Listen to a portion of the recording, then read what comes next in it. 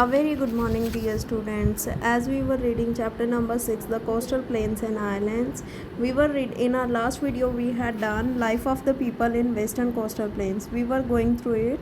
Gujarat we had done, that is located on the Gujarat coast, and Goa we had started, which is located on the Konkan coast.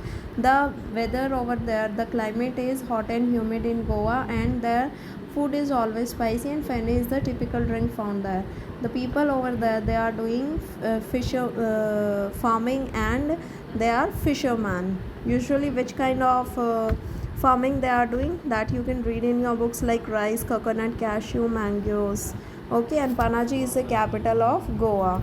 Now come to page number 54. We'll be reading more about Goa. Konkani is the official language, though people also speak Marathi and Kannada. Konkani वहाँ की official language है, यानी office में हम कोंकणी का इस्तेमाल करते हैं, वैसे वहाँ के लोग मराठी और कन्नड़ा का इस्तेमाल करते हैं. Goa is one of the most popular tourist spots in India. वहाँ बहुत से लोग घूमने के लिए जाते क्योंकि बीचेस हैं. The Goa carnival attracts people from all over the world. Goa carnival ये एक फेस्टिवल है जहाँ बहुत बड़ा ये मनाया जाता है, जहाँ अलग अलग देशों से लोग आते हैं. The basilica of Bom Jesus in Panaji is one of the oldest churches in India. Basilica of Bom Jesus का पनाजी में बहुत पुराना चर्च है इंडिया का. Next is Maharashtra.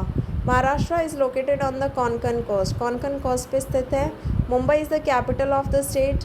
मुंबई वहाँ की capital. A lot of countries, trade, business and industries are located है. मुंबई में लोगों का व्यापार है, बिजनेस है. आप देख सकते हैं बहुत सी इंडस्ट्रीज़ वहाँ पर सिचुएटेड हैं. Large deposits of petroleum have been found in the sea bed near Mumbai. बहुत ज़्यादा डिपॉजिट पाया जाता है पेट्रोलियम का सी के अंदर, यानी जो बड़े बड़े समुद्र होते हैं. This region is known as Bombay High, और उस इलाके को हम क्या कहते हैं, बॉम्बे हाई.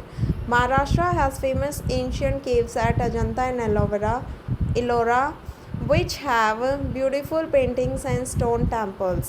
महाराष्ट्र में बहुत पुरानी, एंशंट यानी बहुत पुरानी, कई सालों पुरानी गुफाएं हैं जहाँ पर अजंता और इलोरा की ब्यूटीफुल, बहुत सुंदर सुंदर पेंटिंग्स हैं. पत्थरों के, चट्टानों के बने हुए मंदिर हैं. और ये पेंटिंग्स कैसे होती हैं, यानी दीवारों पे, पत्थरों पे की जाती थी. You have already read about the people, dresses and festivals of Maharashtra. As in previous chapters also we had read about them. About the states, their languages, you can say their living style, what they are wearing, which festivals they are celebrating. Next is Kerala. Kerala is located in the Malabar coast, यानी south में जब हम आते हैं western coastal plain के, तो south में Malabar coast है, यानी केरला में. It is a picturised state with Thiruvananthapuram as the capital. वहाँ क्या है, अगर आप देखा जाए तो कैसी स्टेट है, मालाबार कोस्ट में है, और तिरुवनंतपुरम जो वहाँ की कैपिटल है. कोची वहाँ का एक सी पोर्ट है केरला का. Kochi is an important sea port of Kerala. The state produces large quantities of spices, coffee and rubber. बहुत ज़्यादा तादाद में क्या उगाते हैं, स्पाइसेस, कॉफ़ी. स्पाइसेस यानी मसाले, और कॉफ़ी और rubber. Rice is the main food crop. Rice वहाँ का मेन मुख्य खाना है. क्रॉप आप कह सकते हैं, खाते भी वो राइस ज़्यादा हैं और उगाते भी हैं. A large number of people get their livelihood from fishing and agriculture. बहुत से लोग क्या है, अपने जीवन जीने के लिए क्या करते हैं, फिशिंग यानी मछलियाँ पकड़ते हैं, और एग्रीकल्चर करते हैं यानी खेती बाड़ी करते हैं. Onam is an important festival of Kerala. Onam वहाँ का इम्पॉर्टेंट फेस्टिवल है. Boat races with special long boats called snake boats are held during Onam. Onam के दौरान वहाँ लंबी लंबी बोट रेस होती है. अपनी बोट्स को वो सजाते हैं और उसमें रेस लगाते हैं. Kathakali is an important dance form of Kerala.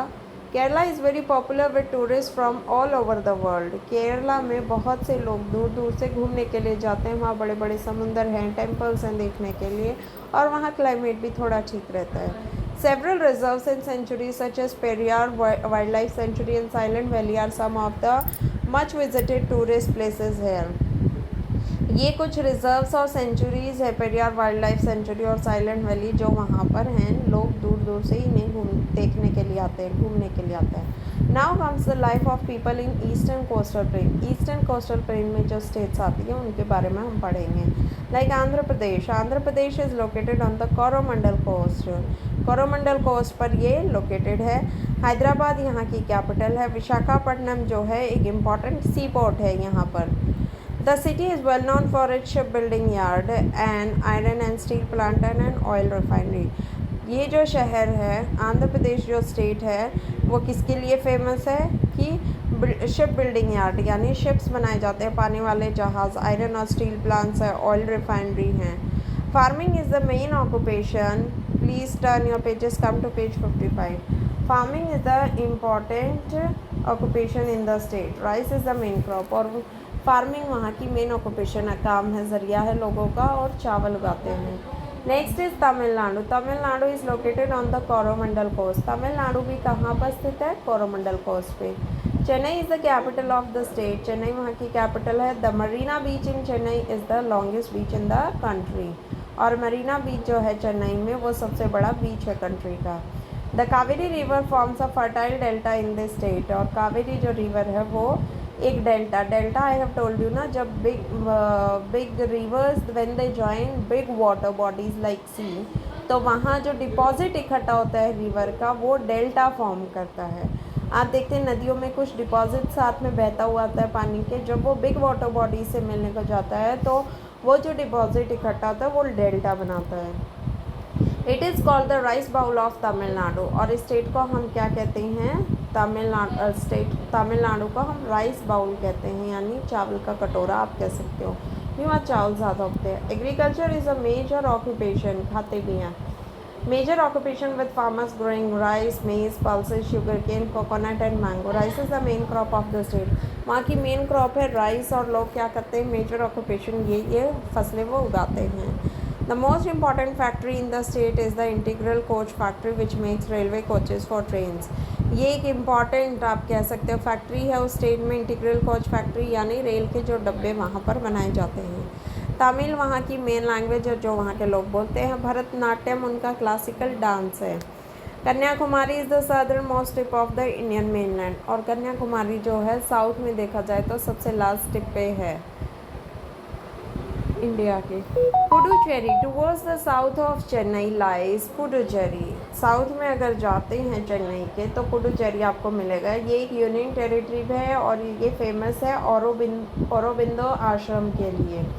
Eight one time, एक टाइम यहाँ पर कौन राज करता था? French.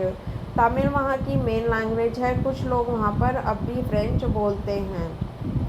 The main occupation of the people are farming and fishing. वहाँ के मेन लोगों का कार्य क्या है करना? खेती बाड़ी और मछलियाँ पकड़ना।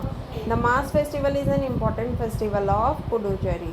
So here your chapter number 6 ends, and you are going to take a reading of this chapter and underline the important points and just learn them and complete your notebooks till where the work has been done. Thank you everyone. Have a good day.